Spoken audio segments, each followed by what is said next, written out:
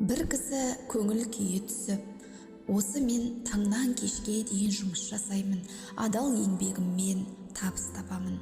Сөйте тұра, үйім жоқ, көлігім де жоқ, тіпті артыма деп жинаған байлығым да жоқ деп, ғалым кісіге келіп, мұңын шағыпты.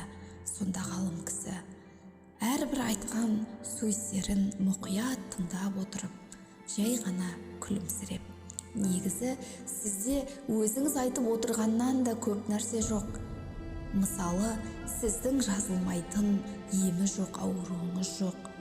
Аллаға шүкір, ауырып жатқан ата-анаңыз жоқ, және елге қарай алмайтындай ұятты істеріңіз жоқ.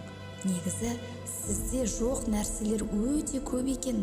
Осы жоқ нәрселеріңізді жинайтын болсаңыз, қайғырғаннан емес, бөркіңізді аспанға көтеріп қуанатын едіңіз ғой.